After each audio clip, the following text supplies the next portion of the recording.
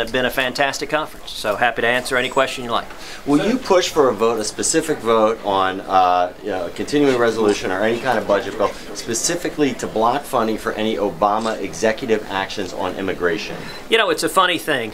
President Obama recently has been trying to talk quite a bit about a government shutdown. It's a curious dynamic. It seems the Obama administration has made the decision they want this next election to be a national referendum on amnesty. I think it's a little crazy, as we're 66 days out from an election, that the president, seeing the world on fire, seeing millions of people out of jobs here at home, that the president thinks the top priority in this country is unilaterally and lawlessly granting amnesty, particularly while we still have 90,000 kids crossing into this country. That is an example of partisan politics run amok. And I think it is very unfortunate. If the president wants this election to be a referendum on amnesty, then I am going to enjoy welcoming Minority Leader Harry Reid back to Washington, because I guarantee you the American people are not interested in a president who thinks the #1 priority in this country, rather than dealing with the problems we have, is granting amnesty to millions of people who are here illegally. But is it worth it to shut down the government, from your perspective, to block him from You know, it is a very funny thing. There is one person and one person only talking about a government shutdown, and that is the White House. I understand that they desperately want to change the topic from the manifest failures of the Obama economy, from the millions of people who've lost their job and lost their health care because of Obamacare, from the absolute failure to secure the border and the humanitarian crisis the president's lawlessness has created, and from the utter devastation abroad from the failures of the Clinton-Kerry Obama foreign policy. But at the end of the day, it's not going to work. Smoke and mirrors and distracting the American people isn't going to work. We need a president who spends less time at the golf course and actually shows up to work fighting for the American people. But you talk about the shutdown of Obamacare, and you talked about how you want to see it repealed, but we have governors out there who are expanding Medicaid, like Mike Pence in Indiana. What do you say to those governors who engage this kind of system that you seem very much opposed to? Obamacare is the most disastrous piece of legislation in modern times. You know, 5 years ago when Obamacare was being debated, reasonable people perhaps could have differed over whether it might work. Now, as we've seen the devastation, we've seen millions of people lose their jobs. We've seen millions of people forced into part-time work. We've seen millions of people lose their health insurance, lose their doctors. Today, it is the essence of reasonableness and moderation and pragmatism to acknowledge that Obamacare isn't working and we need to repeal it and start over. It is a mistake to expand Obamacare. I would urge any governor not to be complicit in the disaster that is Obamacare. It is hurting the American people. And listen, I understand that there were a lot of folks in Washington who, when the battle last summer and fall did not result in Obamacare being defunded then, wanted to declare complete victory. President Obama very helpfully told everyone, the debate is over now, surrender, go home, give up your rights. But you know, any student of military history knows that most wars, and especially wars of significance, are not typically won in the first skirmish. That battle laid the foundation. I think we're going to see in 2014, in 66 days, a second major step in that battle, which is a transformation in the United States Senate, retiring Harry Reid as Majority Leader. The key to repealing Obamacare lies with the American people. If you look to Washington, it's hopeless. But if you look to the American people, I believe we are going to repeal every word of Obamacare. Senator, ISIS question. Southern border security is a big concern here in Texas, yes, as you know. But also, as it relates to ISIS, we have a president that says he doesn't have a strategy. Should we find somebody who does? Absolutely, yes. When it comes to the border, it boggles the mind that the president doesn't have time to even visit the border. Right.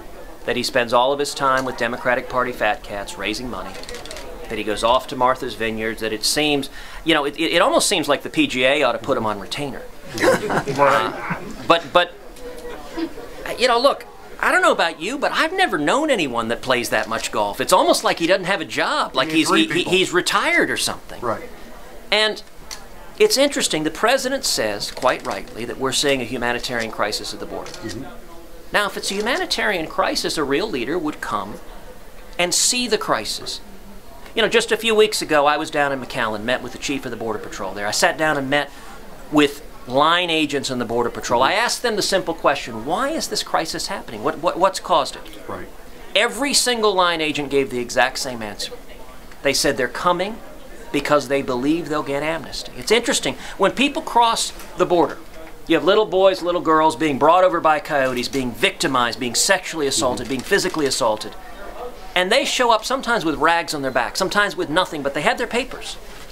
And actually right now the Border Patrol is not apprehending them. They seek out anyone in a uniform, stop them, flag them down, and hand them their papers. Why? Because they believe they will get a permiso.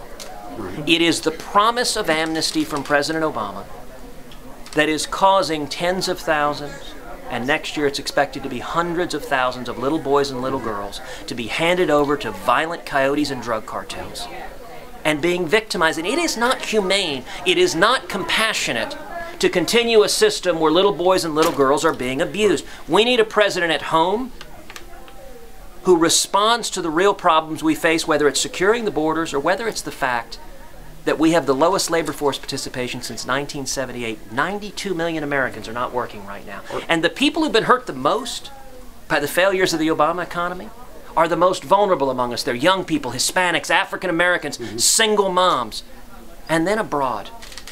Abroad for the president to see a U.S. journalist beheaded by terrorists who are openly mocking America and promising to bring that carnage home to us.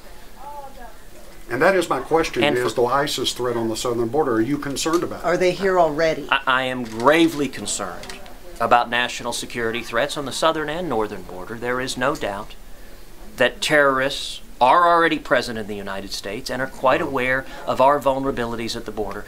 You know, we just saw a citizen blogger dressed as Osama bin Laden cross the Rio Grande.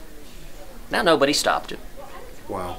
And it suggests to you, gosh, if one person dressed as Osama bin Laden were to cross, how many other Osama bin Ladens could cross? Senator, have you seen the DPS report about ISIS and the cartels? Have you been briefed about that? There have been multiple reports about ISIS, about the law enforcement and terrorist threats. And I'll tell you, when you visit on the border with Border Patrol agents, one of the things they talk about is how many more people they're seeing from special interest countries. Right now, one of the most disturbing things we're hearing about what's happening in Iraq with ISIS is there's some 500 people reportedly from the UK fighting alongside ISIS, including apparently the monster who beheaded James Foley.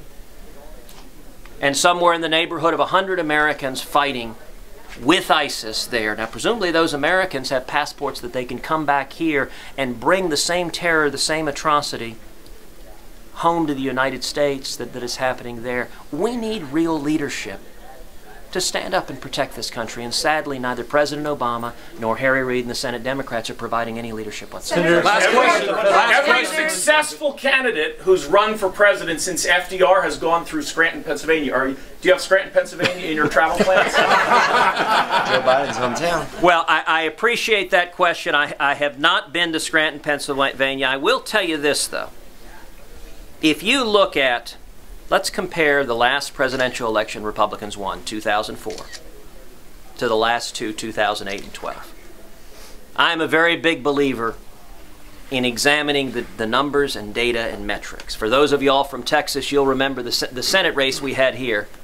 It was a $50 million primary where we were outspent 3-1, had $35 million in attack ads run against us. When you're being outspent 3-1, you have to run a very data-driven, metric-driven campaign, because every dollar you spend, you got to get 3x bang for the buck.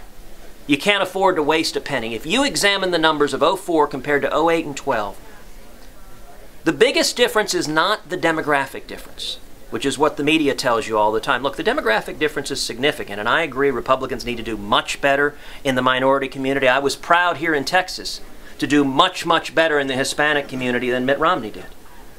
But the biggest difference is not the demographic shift. The biggest difference is the millions of conservatives who showed up and voted in 2004 who stayed home in 2008 and 2012. And they fall largely into two categories. Number one, evangelical Christians. Millions of believers who showed up in 04 who didn't show up in 08 and 12. And number two, going right to your question, the so-called Reagan Democrats.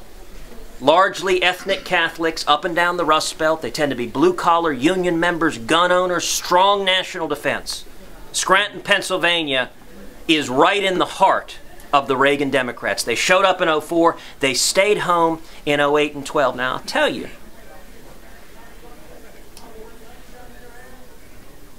if you look in the last 50 years, there is only one Republican who has a group of Democrats named after him. Reagan Democrats. If the Washington consultants were right that the way you bring people out is moving to the mushy middle, standing for nothing, blurring your distinction with the Democrats, then you'd see all sorts of Democrats named after some of the losing Republican nominees. How did you get Reagan Democrats? Because President Reagan drew a line in the sand. He said, this race matters. He says, he didn't say, I'm just like Jimmy Carter. He said, this race is about a fundamental choice. President Carter and I have fundamentally different visions for this country. President